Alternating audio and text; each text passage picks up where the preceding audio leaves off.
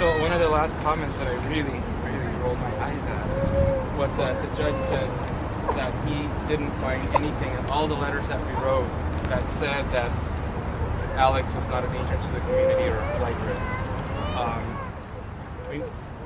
We put down, we raised $2.5 million. What does that say?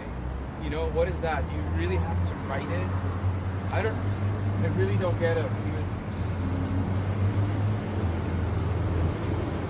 It's the criminal justice system too, you know. It's one of my friends that I told what was happening to me.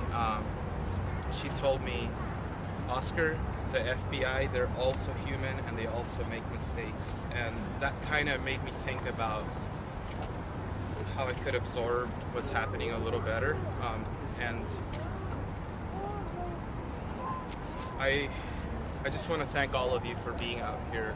I mean, this is what drives us. And I hope to see you again. This is going to be now, I don't know how long it would take for the trial. I don't really understand how long it would be, but I guess we're going to have to step up our activities and our actions and reach out to more people and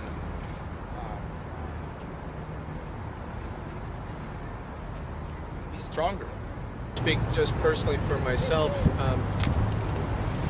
You know, there's a lot of pressure when you go to court to be respectful to the judge and cautious in your arguments and tell your supporters to be polite.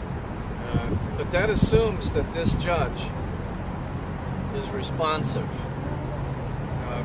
He proved today that he's not responsive, either personally or it could be that this case is fixed on a very deep level. The reason I say that is that the judge had a piece of paper when he went into court that he read from at the end. The piece of paper was his verdict. He knew what he was going to do before the hearing began. He took a piece of paper and he read it, which meant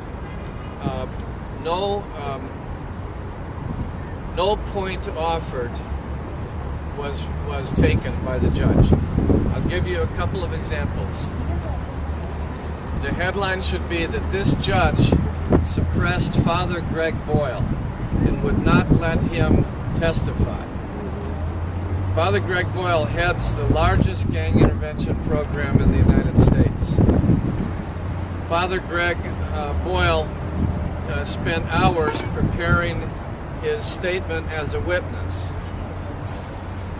The statement was directly to the question the judge wanted the answers to. Was there anything on the wiretaps that showed that Alex was a danger to the community or a risk of flight?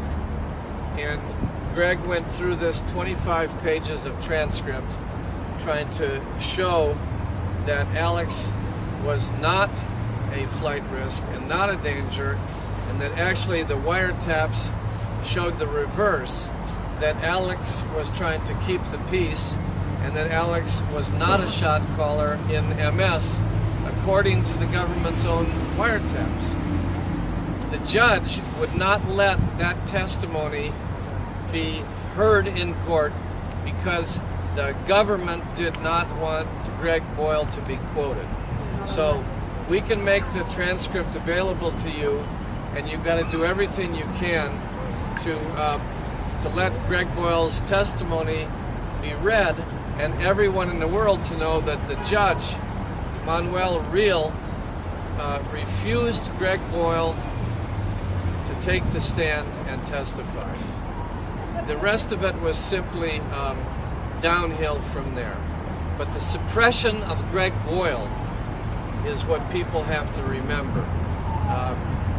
The rest of it, what Oscar said, is also true. It was like a total upside-down world by the end.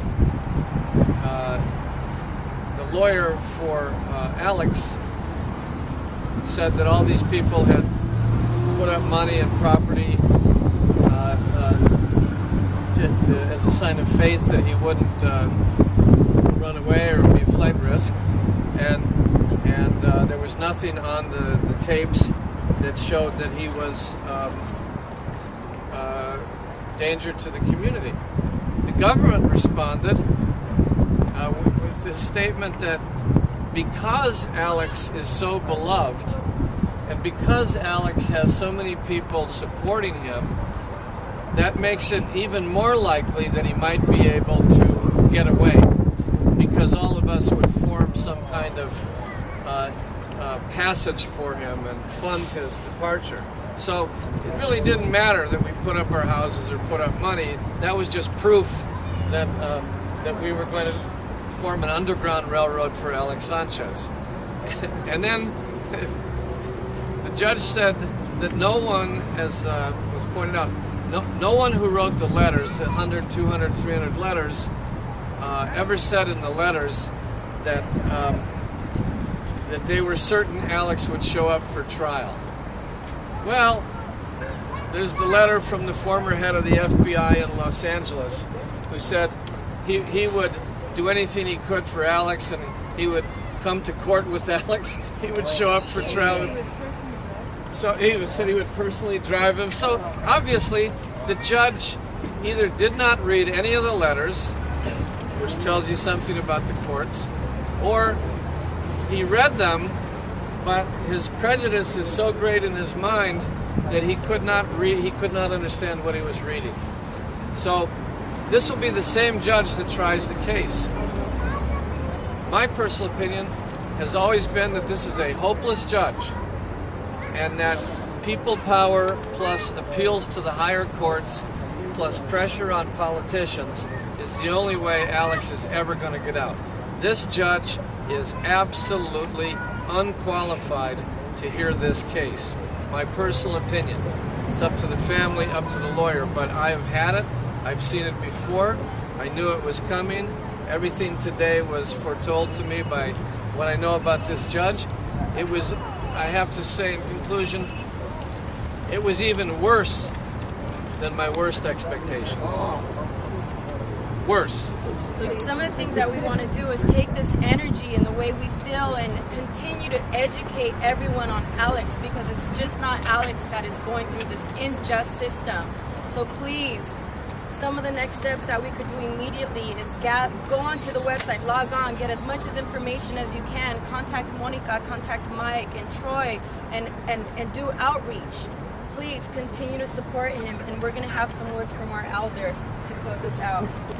Back in the 60s and the 70s, when we didn't have the network and computers and all the different things that we have now, I think that what you just said is one of the keys. But also, what we remember back then is that we didn't lose our faith and hope. I keep saying that word, no se desanimen. Don't get discouraged, man. It only means that we gotta work harder. It's not going to be easy. It's not easy for him to be in there. You know, it's not going to be easy for the familias and people that understand what it is to go through that. You know, no desanimen. Don't get discouraged.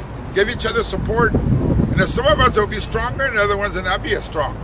So if you know someone not as strong, and then you support them and help them. Don't lose your faith. Don't lose hope. Because he will be out.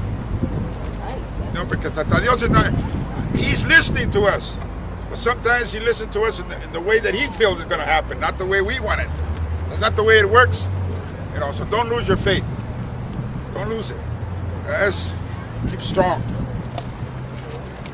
Ask you, Tata, querido Dios, give us strength, mi Tata. Help us to have hope. Help us, my Father. You're the one that knows all about the justice. You know the hearts of the people, my Father. Take it right now and let it be strong. They continue on with this fight, my Father. Help us and support us, especially in the strength that we need to be able to make the difference and change it for Alex and for his familia. Help us to have hope. For these courts, my Father, they have no heart. They have no faith. They have no spirit.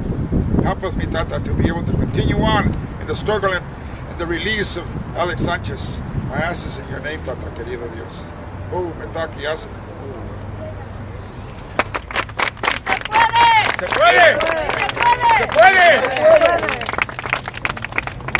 We are Alex.